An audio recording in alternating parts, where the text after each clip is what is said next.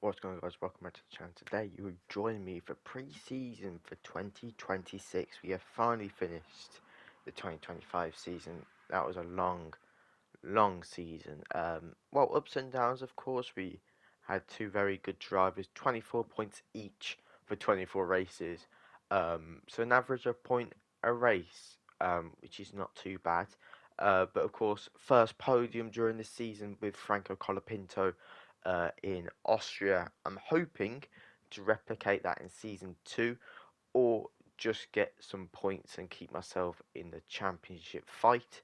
As I mentioned, this is a 10 race season for season 2, so I'm not going to be aiming to do much. Of course, it'll be very competitive in season 2 with regulation changes that we've seen throughout this season, and we've been on top of that very well. So I'm not expecting to do much next season, possibly point competitive or just trying to stay competitive with the pack. Um, but realistically, getting these activities in until the end of the season, getting some, well, realistically, I should have done, um, of course, the other stuff, but being used to doing Franco and Mark Webber, I just quickly did it out of just pure, what's the word, reflexes, so to speak. But milestone completed, fan rating discovered. Of course, Yuki Tsunoda has announced retirement, so Red Bull seat is open for someone. Hope it's no one that good, so it's not really competitive for them. But the 2026 lineup for my McCoyers is going to be, and I'm actually excited for this one, Gabriel Bortoleto and Oliver Behrman from Kicksauber. Gabriel Bortoleto actually approached us, and Oliver Behrman we've been looking at for a while now. Very cheap drivers, but very experienced and talented drivers. Just hopefully can give them a car for next season so we can push for some competitive points. I mean, even if it's 1 point per race, I'm gonna take that. But we've got a lot of stuff coming into development, a lot of stuff that we need to adapt to fit the regulations. But just getting some dual development in, making sure we get that competitiveness ready out of the doors straight away, full competitiveness. That's what we need going in to next season, and next year really as well. But I'm not expecting to be that competitive. Of course, we are still very new to the grid, and we haven't had the best run of form. Of course, that's my fault. But realistically, one engine failure this season with Mark Webber and Imola. A little bit of crashes, a little bit I want to say lightly. But I mean we're new. If we're up in points, I ain't gonna let someone come through because that's for me. That is my points. But just doing the final finishing chapters to this season, making sure everything's ready, research completed. We can go straight in. I mean, this season's only affected aero and I mean, get that one done. Aero and powertrain, what it's going to affect in 2026 in real life.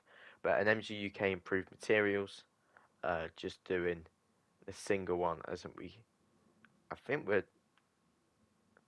I think just saving them. I mean, if you look at the top right, we got about a couple million. Nothing too much. Nothing like exciting. Um, but I mean, it's approached December the 21st. End of the season has finally arrived. I'm very excited, very happy. I mean, if we look at the result, we're not in the top 13, but we're 14 and 15. We're P9, well ahead of our competition with Racing Bulls and Kick Sauber, but very close to Haas. Haas was our uh, kind of, let's say, team rival for this season. So it's been very interesting battling with them. Fan rating, of course, is very important, but we're just still not there yet. We're just not there. I mean, if these regulations improve, I'm hoping to be with Williams, Haas, and Aston Martin. But I mean, look at Red Bull; they are skying. So I think we need to not look at Red Bull because I think that's where we've been aiming a lot of this season. We need to go back down to earth a little bit and just accept the fact we're not going to be challenged for podiums. We're not going to be challenging for wins. If a podium or win comes about, that's luck. But of course, I think we're going to struggle next season. I think we're going to. I think we're going to find it hard, especially how far down we are, and with a shake-up of teams. I My main goal next season is to get a lot of stuff done on the personnel side. But we'll cross that bridge when we come to it, and I'll explain a bit more about that in a minute. But we do get 6 million from our title sponsor because we got 10 points in the season. That brings us to 10.4 million. Of course, fan rating increased because we actually completed the season.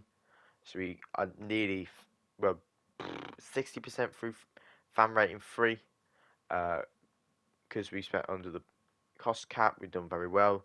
The stats there, I mean, say what you want, but that is very, very good for a rookie season so far, and for my skill level, I should say.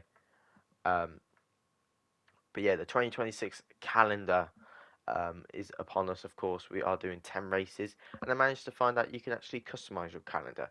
So we're going to start in Albert Park for the season opener, go to Bahrain, go to Imola for round number 4, reverse Austria, Great Britain. Of course, you've got to include the home race, straight to Belgium, to Monza. Of course, you can't forget Monza. Um, and then for the last 2 races, we're going to do Qatar, and then back to Yas Marina to have some fun. And the reason that I've chose it because a big gap, we can do a little bit more stuff, take a chill pill for a little bit, but also the fact is, I think it would be interesting just to do 10 races, see how quickly we can get on our feet again. As I said before, I want to do a lot of personnel upgrades, and then personnel upgrades are going to be to do with increasing awareness and like the proper things that you can increase. So when we have Ollie and Gabby in, I mean, hopefully we can increase them because if we choose 2 other drivers next season, they're way too out of our price tag. We could keep them on for next season, or if a driver approaches us, hopefully no one too expensive. But I mean, engine supply, of course, very important coming into a new season. And of course, we had the Mercedes, I'm pretty sure, and Ferrari is the best. Actually, sorry, we had Red Bulls last season, and Red Bulls has gone down a lot in performance and durability. Uh, to be fair, Renault has increased a little bit more, but Merkel, Ferrari, just trying to think which one's logical to do. Um, and I think the most logical sense is go with that Ferrari engine, go with that experience, get that Ferrari one sorted. But our new look for 2026, I got inspired by a previous Williams look and also a World Endurance Championship look. Inspired by Williams, inspired by BMW. We are looking with a blue, a red, and a white look for the next season.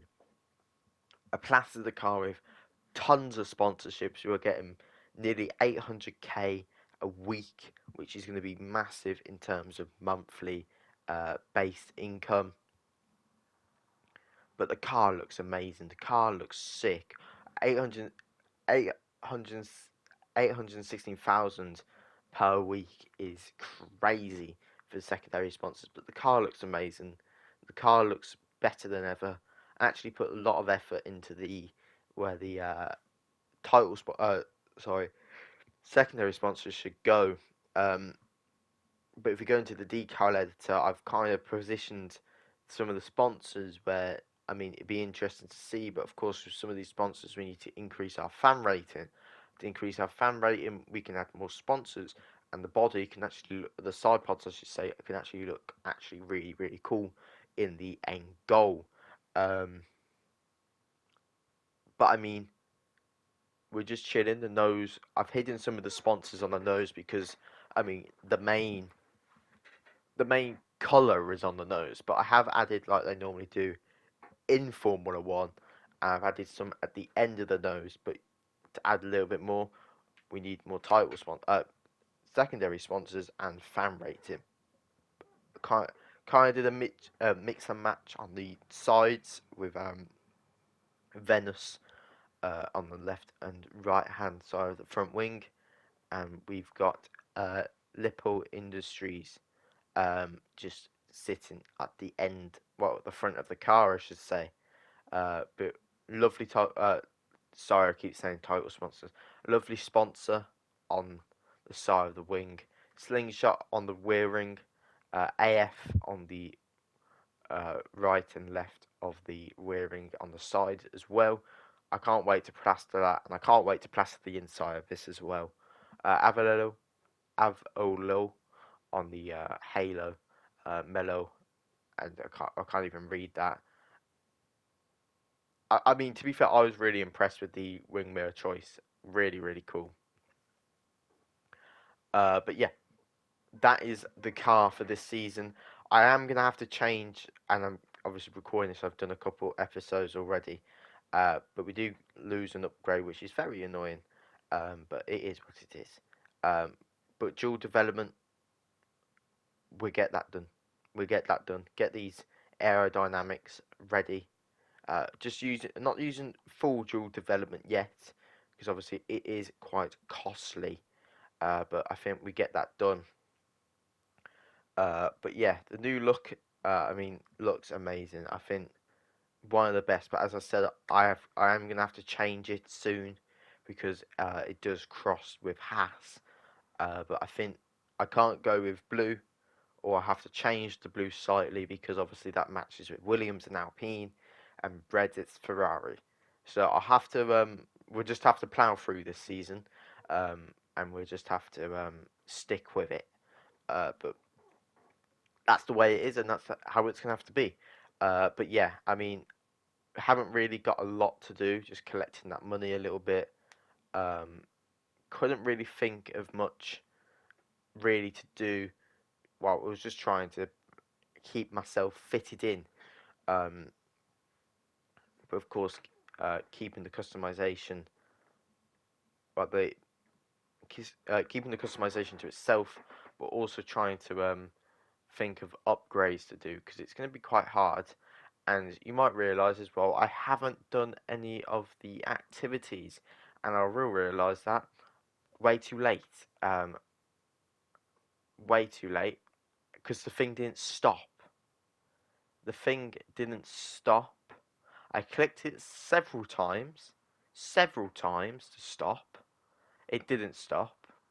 So I do apologise for that, but the thing didn't stop.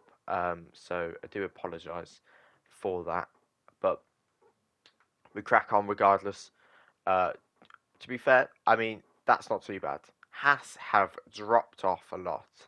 I can't really tell where we are as of yet because obviously, if you don't know, Share Factory doesn't allow me to do full screen. Don't ask me why. But I mean, that is not too bad. Red Bull have lost their advantage a little bit. Mercedes have increased.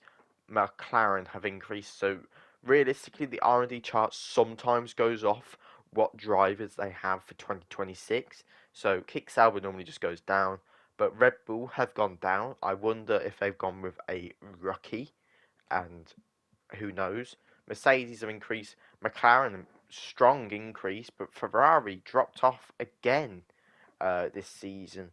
So it'll be increasing. Interesting to see who they have this season.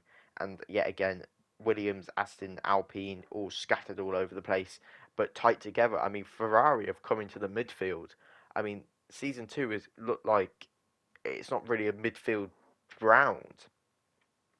But of course, it'd be interesting to see over the latter part of the 10 races we do this season who actually, my apologies, who actually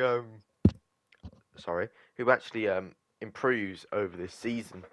We've got a lot of phase one to still do, a lot of phase one to do, but I will have to do that because we need to do research expansion, and I do make sure we do that. I'm hoping we do that. It's been a little bit of a minute since we've done it. Please do it. I mean, I will have to anyway because um, we're gonna have to do anyway. I did do one. It's quite hard to remember some of these because I've been so focused. The reason this video has taken so long to do is because with the new drivers, I haven't got a system where I can show them off in a cool way. But I am thinking of ideas for obviously the end of season 2. So keep tight on that. And I've found some new things in Share Factory that can work a little bit more. And fingers crossed, um, look good. If they don't look good, we might just have to suck it up and do this because they don't do a messaging system anymore like they used to do in F1 24, which is a little bit of a shame because it was kind of cool. That's why I went to messages and had a look because we're literally on the race. So yeah, I mean, it is what it is. We'll have to just plow through it. Apologies if you do not like how it is run, but I mean, it will have to do. We'll have to just get through it. But without further ado, let's go on to the 2026 lineup for the grid. I mean, the first team that we've got is Alpine. Alpine have actually gone with an interesting choice this season. They have kept their main man Pierre Gasly and gone with the, well, not rookie anymore, Liam Lawson, of course, full season um, last year, let's just say that, and he's moved to Alpine alongside with an experienced Pierre Gasly. Aston Martin have gone with an interesting lineup, and you'll never guess what? Nothing's changed. They've stuck with Lance Stroll and Fernando Alonso, but I have a sneaky suspicion that Fernando Alonso could leave at the end of this season. But I mean, Lance Stroll has been performing. Let's see if they can carry that through. But Haas have gone with Esteban Ocon and Paul Aaron. But Paul Aaron, to my understanding, is a Formula 2 um, contender.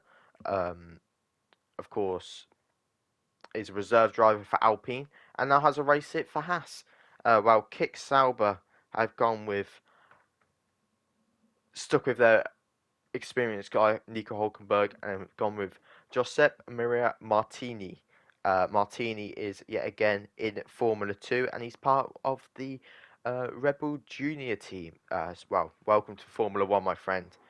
Well, McLaren has shocked me literally. They've gone with the icon Mika Hakkinen and the first female driver for a while, Callie Mayer, is in Formula One. Of course, Callie Mayer is a non-fictional character in Formula One, but it's interesting to have a woman on the grid. But Red Bull, of course, Lando Norris alongside his best friend Max Verstappen. I mean, I knew this was coming. I knew this was coming from the get-go. I mean, that's going to be interesting if they can stay competitive. But because McLaren got rid of the other one, they had to get rid of the other one, and Oscar Piastri has found his new home at Ferrari alongside his teammate Charles Leclerc, or his brother Charles Leclerc. Um, but I mean, that's a strong lineup. That is a very strong lineup. But Racing Bulls have stuck with their rookie, or now into it, Isaac Hadjar, but they've gone with Zach O'Sullivan. Zach O'Sullivan races in Super GT. Very jealous about that. I do like the GT categories, and I've got into a lot of GT so far. And I mean, GT is very a good thing to have to watch. But Williams, Carlos Sainz, and Alex Albon, they've stuck with their experienced lineup. They're going to do that in real life. They've done it in the real game. I mean, it's a bit stupid if you go with someone different for Williams. Two great lineups, and hopefully Merck have done the same. And yeah, they have. Andrea Kimi Antonelli, George Russell will stay with the team for the part of this season. But yeah, that's the lineup for the grid in 2026. But our 2027 lineup is going to be very, very, very interesting. I mean, Lewis Hamilton, free agent now. Let's have some words with him. I mean, 90 rated, 99 experience, 91 racecraft, 95 awareness, 88 pace, and 94 focus. Let's establish some talks. I mean, the contract window opens in 179 days, but let's get the talks started now. Get it started, get the process building, and get get the ball rolling, as I should say. But I'm looking for someone under 20 million. 20 million, I think if I can look for someone under 20 million, I mean, I was looking for Sonny Hayes, but I think you need the DLC for that one, or you need the what's the word, premium edition of the game, which is a bit stupid. But I was looking. I was thinking of Victor Martins, Liam Lawson, Jack Doohan, even. I mean, cheap drivers, experienced drivers, of course. But I mean, I was looking for someone under 20,000. Felipe Massa was one, but I don't really want to go with icons. I want to go with real drivers. But I was looking for salary expectations. And I mean, look at Oscar Piastri's. Look at Oscar Piastri. He goes to bloody Ferrari and thinks he can get $35 million out of it. I mean, Carlos Sainz was one. Under 28 million is kind of cheap. And I think Fernando Alonso is a perfect option as well. I didn't realise this at the time when I was looking for this, but we reunite the McLaren boys. But 17 million is not a bad price. I mean, we had Mark Webber. Mark Webber was a little bit more, a little bit less, I should say. But I mean, Fernando Alonso, Lewis Hamilton. Of course, we can have someone poach us this season. But I mean, to be fair, the drivers we've got at the moment, we're sticking with that. We still have a whole 10 races to do. We have probably a solid car. We just need to get on top of the upgrades. On top of the upgrades, and we'll be good. We're all good. I mean, we're not last, but we're very close to the top of the lower midfield to become the high midfield. I mean, that was pre-season. That was pre-season for 2026. I hope you guys enjoyed. Let me know with a like and subscribe, and I hope that was all right. Let me know in the comments if you want anything changed for next pre-season. But I'll see you guys at Albert Park for round number 1 in 2026. Goodbye.